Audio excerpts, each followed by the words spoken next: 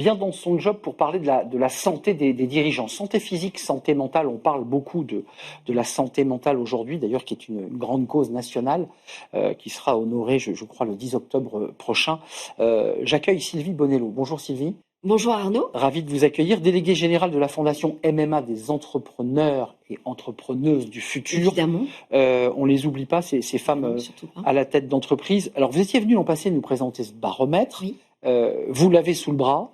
Il y a beaucoup de choses intéressantes. D'abord, la première chose, c'est que la santé des dirigeants se dégrade. En tout cas, c'est la première analyse, je dirais, brute que vous avez faite. Oui, là et effectivement, la première analyse, les chiffres sont effectivement importants en termes de dégradation. La santé mentale et physique des entrepreneurs se dégrade. Quelques chiffres, si en première intention, si les entrepreneurs disent je vais bien à 85% en termes de santé physique, c'était 90 l'an dernier.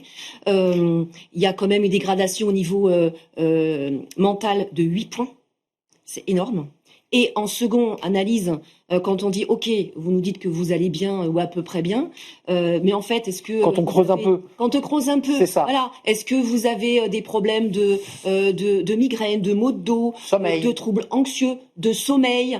82%. Voilà, donc ça se dégrade énormément, 11 points en plus par rapport à l'année dernière. C'est énorme. C'est intéressant ce que vous dites parce que le chef d'entreprise, il est un peu schizophrène, c'est-à-dire que d'un côté, il va mettre sa santé et de l'autre, il va faire la gestion de son entreprise en séparant les deux et en se faisant croire qu'il y a une imperméabilité totale. C'est pas vrai. On a encore ce symptôme, je l'appelle comme ça, la vulnérabilité. Ouais. Voilà, c'est vraiment le sujet de la vulnérabilité. Où non, moi je tiens la barque. On a ce schéma de l'entrepreneur fort qui n'a pas le droit de tomber malade. Donc on voit aussi qu'il y a tout ce qui est renoncement aux soins. On le voit, un dirigeant sur 3 a renoncé à consulter sur l'année. Exactement. 1 sur 10 ne va jamais voir un médecin. 1 sur 10 ne va jamais voir un médecin. Et si on regarde homme-femme, puisque vous parliez des hommes et des femmes, en fait, 14% des hommes ne vont jamais voir un médecin, c'est 7% chez les femmes. Mais au global, ça fait 1 sur 10. Donc, effectivement, ce renoncement et cette vulnérabilité, elle a des conséquences.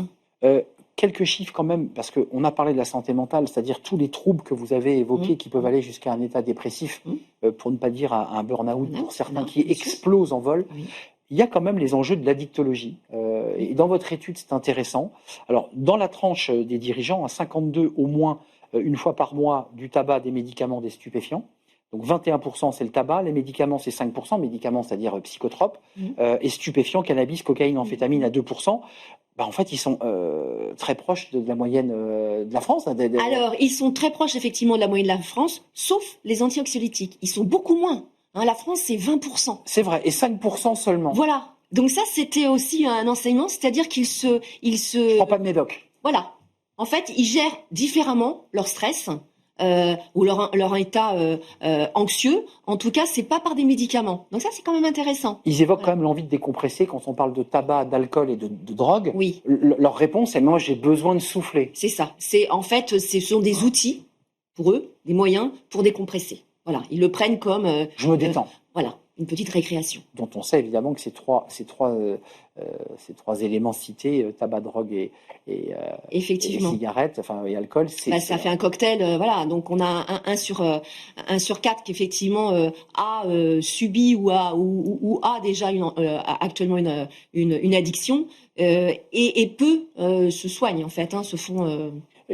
L'étude ne pousse pas l'analyse jusque là, mais tout ce que vous décrivez comme troubles physiques et mentaux de nos dirigeants peut avoir un impact aussi sur la manière dont il va malgré tout diriger son entreprise, gérer ses collaborateurs, remettre du rythme. On a cette conviction-là, nous, à la Fondation MMA, que le premier capital immatériel d'une entreprise, c'est la santé du dirigeant. Oui. Et donc, évidemment, quand le dirigeant ne va pas bien, ça a un impact sur l'entreprise, sur son efficience, son efficacité, sur l'ambiance générale, sur le rythme qui peut être donné.